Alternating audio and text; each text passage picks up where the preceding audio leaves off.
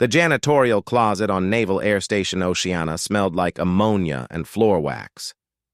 Inside, a woman named Delia Torres methodically loaded her cart with industrial-grade cleaning supplies, trash bags, glass cleaner, a roll of blue shop towels. Her navy blue work shirt was already sticking to her skin in the late summer humidity. Through the small wire mesh window of the closet door, she could see the shimmering heat rising off the tarmac where F/A-18s sat parked like sleeping dragons. She allowed herself exactly 3 seconds to look at them before turning back to the mop bucket. That was her rule. 3 seconds of looking, followed by a full shift of not looking. Her route was predictable. Building 300, the administrative offices, then the hangars. She worked the evening shift, 4 p.m. to midnight. When most of the pilots and brass had gone home. It was easier that way. Fewer questions, fewer familiar faces that might trigger a flicker of recognition. She'd been doing this job for 14 months, ever since she'd moved to Virginia Beach and applied for the first position that would keep her near the sound of jet engines without actually putting her inside one. To the young lieutenants who sometimes passed her in the hallways, she was invisible. A piece of the furniture, a middle-aged woman with a sturdy build and a quiet demeanor who emptied their trash cans and never made eye contact. They'd be mid-conversation, discussing tactics or the new software upgrade, and they'd step aside for her cart without ever registering her face. That was fine by Delia. Invisibility was a shield. The F-22 Raptor was a rare sight at Oceana, a Navy base. It was an Air Force bird, all angular stealth and brute power. But sometimes, for cross-branch exercises or joint training, a few would rotate through. On this particular Tuesday, a pair of Raptors from Langley had dropped in for a week-long interoperability drill. They sat in Hangar 7, roped off, guarded by Air Force crew chiefs who regarded the Navy personnel with a mix of professional respect and tribal suspicion. Delia's route included Hangar 7. She pushed her cart through the massive side door just as the sun began to dip below the horizon, casting long shadows across the polished concrete floor. The two Raptors loomed in the half-light, their shapes so familiar to her they felt like old friends. She kept her head down, pushing the cart toward the restrooms at the back of the hangar. An airman first class, and a kid with a baby face held up a hand. "Ma'am, hangars restricted until 1900. Delia stopped. She pulled a laminated card from her breast pocket. "Facilities. I'm on the schedule, just the heads and the break room trash." The kid glanced at her badge, then at a clipboard. He was young, maybe 19, with the earnest seriousness of someone new to the responsibility of guarding multi-million-dollar aircraft. He nodded. "Okay, stay on the perimeter." Delia nodded back. She pushed the cart along the marked walkway, her sneakers squeaking on the concrete. She could feel the presence of the jets to her left, a gravitational pull. As she passed the nearest one, the F-22 closest to the hangar door, she glanced up for exactly 3 seconds. The air intake, the curve of the fuselage, the cockpit sitting high and proud. It was like seeing a photograph of an ex-lover. Beautiful, familiar, aching. She pushed into the men's restroom and got to work. The routine was meditative. Wipe down the sinks, fill the soap dispensers, empty the trash, scrub the urinals. The rhythmic motions allowed her mind to drift to a place she usually kept padlocked. A place called Al Jaffer Air Base, a place of dust and heat and the constant thrum of afterburners. Her name hadn't always been Delia Torres. It had been Captain Maya Reese. Call sign, Vex. Not because she was vexing, though she could be, but because her tactics were so unpredictable they left opposing forces in a state of complete confusion and frustration. Vexing. She had been one of the first women to fly the Raptor in a combat capacity, logging over 2,000 hours in the jet. She'd led strikes in Syria, flown CAP missions over the Baltic, and earned a reputation as a pilot with ice water in her veins and a gift for seeing the battle space 3 moves ahead. Then came the redacted mission, the one that didn't happen, the one that officially remained a classified hole in her flight record. All she could say, if anyone ever asked, was that she'd been flying a night sortie over a range in Nevada when a catastrophic hydraulic failure had turned her $150 million aircraft into a 30,000-pound brick. The ejection had been violent, shredding 2 discs in her back and cracking her pelvis. The physical therapy had been brutal, but the psychological fallout was worse. The accident board cleared her of any fault. It was a manufacturing defect. But the guilt, the irrational guilt of surviving while the jet she loved became a crater. I clung to her like smoke. She couldn't fly again.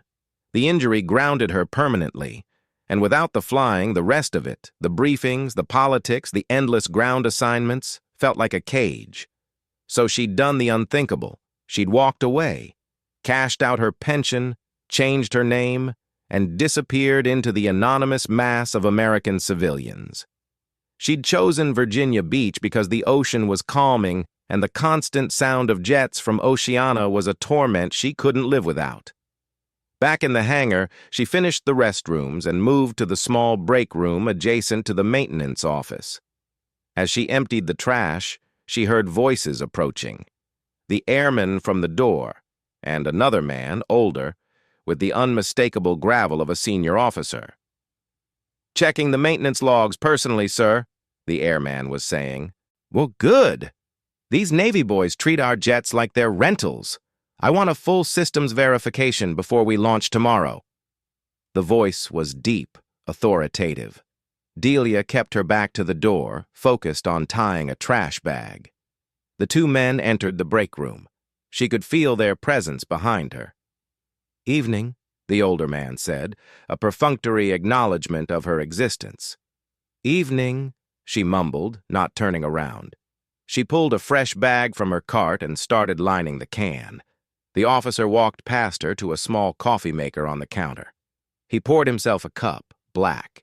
He was a tall man, with close-cropped gray hair and the weathered face of someone who'd spent decades in supersonic wind. She caught a glimpse of his shoulder in the reflection of a stainless steel refrigerator. Silver Eagles, a full-bird colonel, Air Force. "Hot as balls out there," the colonel said, presumably to the airman, who lingered in the doorway. "What's the humidity? 90%? "Something like that, sir." The colonel took a sip of his coffee and winced at the heat. He was looking out a small window at the 2 Raptors, his posture relaxed but alert. Delia finished with the trash can and moved to wipe down the small table. She was almost done. Just a few more minutes of invisibility, and she could move on. A radio crackled on the colonel's belt. It was a handheld, tuned to the maintenance frequency.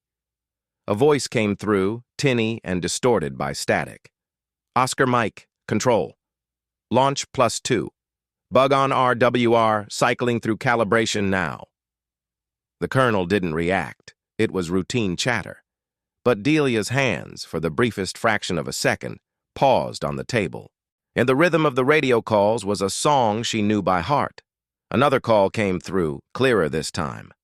A pilot, probably one of the Raptor jocks from Langley, running through a pre-flight checklist with the tower.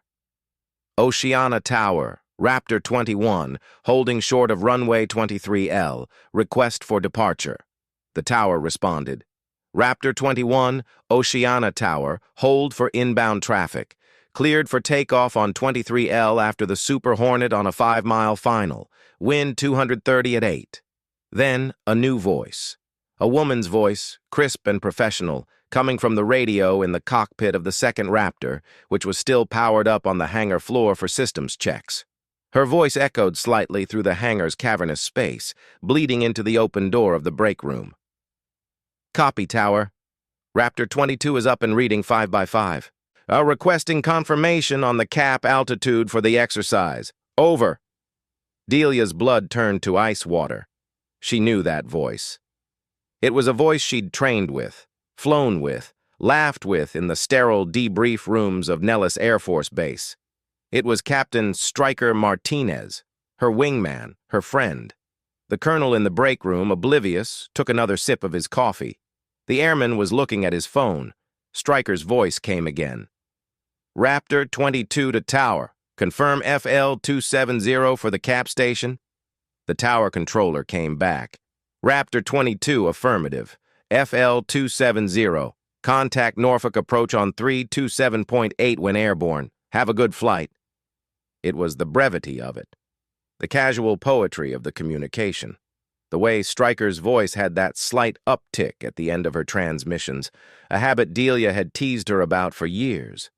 It was too much. On the dam inside her cracked. She finished wiping the table. Her movements were automatic. She had to get out. She had to get away from the voices, from the ghosts. As she turned to leave, pushing her cart toward the door, the colonel's radio crackled again. This time it was a different channel, one she recognized instantly. The discreet, tactical channel the squadrons used for informal chatter. A male pilot's voice, probably Stryker's wingman in the first Raptor, came through. He was clearly talking to Stryker, the transmission accidentally keyed up on the maintenance frequency as well. Beats me why they put us on this Navy bilge barge. Hey, Stryker, remember that time at Red Flag when Vex sandbagged the entire aggressor squadron by hiding in the sun for 20 minutes? They never even saw her coming.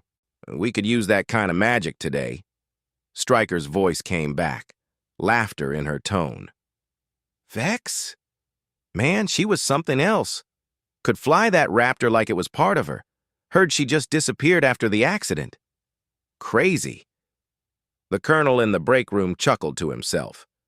Vex, he murmured, shaking his head. Haven't heard that call sign in years. Best damn pilot I ever flew against. She made me look like a student on a training wheel. The words hung in the air. Delia froze. Her hand was on the handle of her cart. The colonel was looking at his coffee, a nostalgic smile on his face. The airman looked up, curious. You knew her, sir? The airman asked. Knew of her, the colonel corrected.